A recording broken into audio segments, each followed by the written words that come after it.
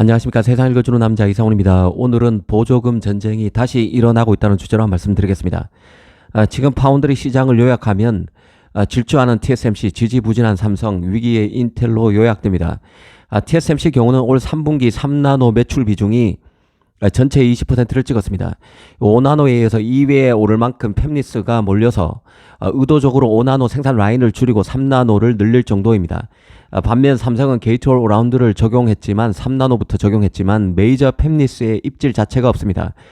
그래서 서둘러 게이트-올-어라운드 2세대 격인 2나노를 빨리 완성해 다시 TSMC에 재도전하는 전략을 취하고 있습니다.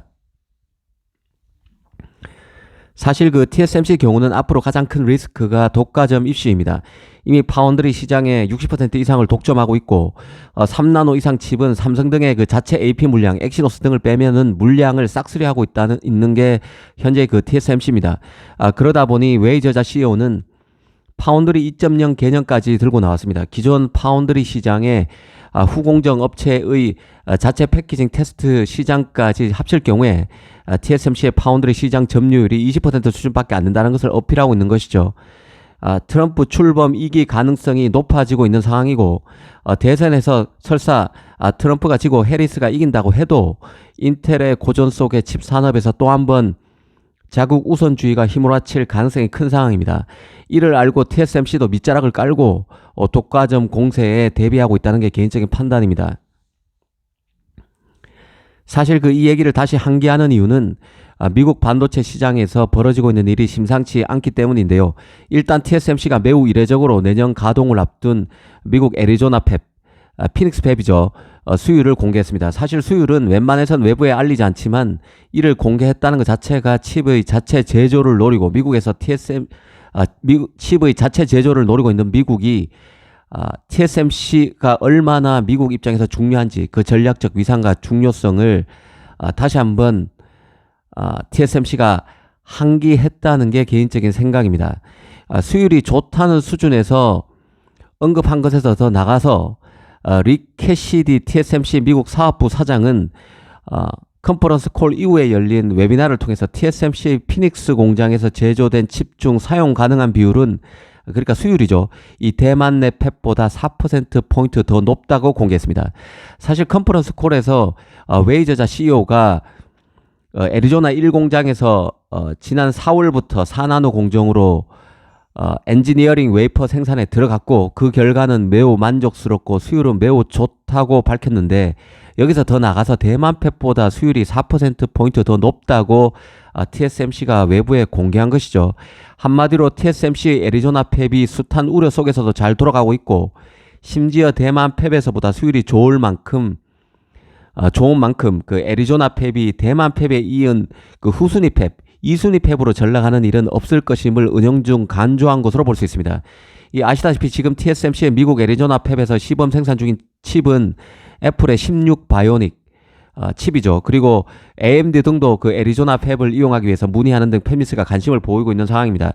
지금 TSMC는 그 호사다마의 상황인데요. 너무 잘 나가고 있지만 하위의 칩을 몰래 만들어주는 게 아니냐는 의혹이 나오고 있고 젠슨 낭이 블랙엘 GPU 논란에서 GPU 논란은 엔비디아의 설계 결함 때문이지 TSMC의 잘못이 아니라고 공식적으로 공개 사과하다시피 했지만 엔비디아와 TSMC가 팹의 활용과 관련해서 삐걱거리고 있는 것도 일정 부분 사실입니다. 워낙 TSMC가 난공불락이다 보니 모든 팹리스가 이쪽으로 몰리는 데 따른 불안감이 커질 수 있고 최근에는 확인이 되지 않지만 인텔이 삼성과 접촉해서 TSMC에 공동 대응하자는 취지의 얘기를 했다는 말도 나오는 상황입니다. 사실 미국 정부도 복잡한 입장인데요. 최근 인텔의 팹 갤싱어는 외신과 인터뷰를 통해서 미국 정부로부터 받기로 한 85억 달러의 보조금을 아직 한 푼도 받지 못했다고 노골적인 불만을 터뜨렸습니다. 아시다시피 미국 정부는 TSMC의 66억 달러, 이 66억 달러에는 저리 대출인 50억 달러는 뺀 수치입니다. 보조금으로 TSMC는 66억 달러, 삼성에게는 64억 달러, 그리고 자국 기업인 인텔에게는 85억 달러의 보조금을 주기로 한 상태인데 아직 인텔이 집행 자체가 전혀 안 됐다고 불만을 터뜨린 것이죠. 사실 미국 정부로서는 고민이 클 수 있습니다. 인텔 같은 메모리 기업에 세금을 뿌리는 것도 사실은 불공정한 처사일 수 있는데요. 인텔의 사업이 만약에 악화돼서 이 돈이 다 허공에 뿌려질 가능성도 우려하지 않을 수 없는 것이죠.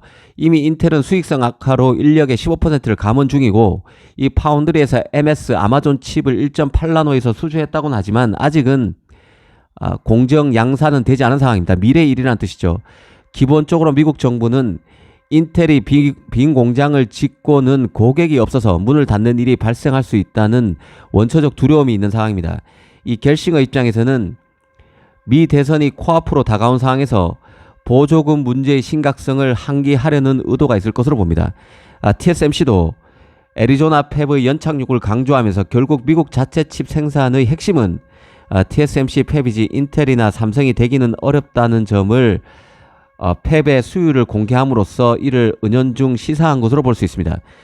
이 삼성의 경우도 지금 이런 구조에서 역할이 있을 것입니다. TSMC의 미국 애리조나 팹 가동은 기본적으로 칩의 인플레이션을 유인할 수 있는 이슈입니다. 기본적으로 미국의 팹 제조 시설은 전쟁의 위험과 팹의 아시아 의존이 심해지면서 나타난 현상이죠. 그래서 팹이 미국, 유럽, 일본 등 여러 곳에 분산되고 있지만 이는 비효를 낳아서 더 많은 자본의 투입을 초래하는 연쇄적 악순환으로 기결될 수 있는 이슈입니다. 지금은 너도나도 TSMC 팹을 활용하기 위해서 손을 들고 있지만 이 한편으로 TSMC가 칩 제작 단가를 너무 지나치게 올리고 있다는 불만도 나오고 있는 상황입니다. 삼성으로서는 이 빈틈을 비집고 가야 하는데요. 확인되지는 않고 있지만 엔비디아가 삼성 파운드리에 게임용 칩부터 맡기는 방안을 논의 중이라는 보도가 나왔죠. 또 퀄컴은 내년 가을에 나올 스냅드래곤 8 엘리트 다음 버전인 스냅드래곤 8 5세대 AP의 경우는 삼성 2나노 파운드리 활용 가능성을 모색하기 위해서 계속 삼성을 테스트하는 중입니다. 삼성의 기술력이 올라와 준다면 결국 미국 팹리스의 삼성 합류는 서서히 나타날 수밖에 없는 흐름이라는 게 개인적인 판단입니다. 삼성이 종합반도체이기 때문에 삼성의 칩을 맡기면 칩의 설계도가 삼성에 유출될 가능성이 있다는 원초적 두려움이 팹리스에 있는 상황이지만 지금 칩 제작 환경은 너무 쏠려서 TSMC에 너무 쏠려서 더 위험한 상황입니다.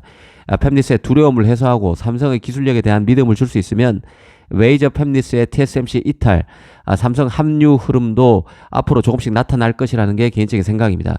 AMD, 엔비디아 같은 미국 기업 입장에선 이 미국 정부의 보조금과 관련해서 왜 정부가 인텔만 지원하느냐는 속내가 분명히 있을 것입니다. AMD, 엔비디아로서는 프로세서 경쟁자인 인텔보다는 삼성이 파운드리 파트너로서 더 우위에 있을 수밖에 없습니다. 이런 복잡한 구조를 삼성이 잘 활용할 필요가 있을 것이라는 생각입니다. 앞으로 TSMC에 대한 독과점 공세는 반드시 필연적으로 나타날 수밖에 없는 현상이고 이를 완화하는 과정에서 파운드리 관련해서 여러 가지 얘기거리가 발생할 것으로 봅니다. 감사합니다.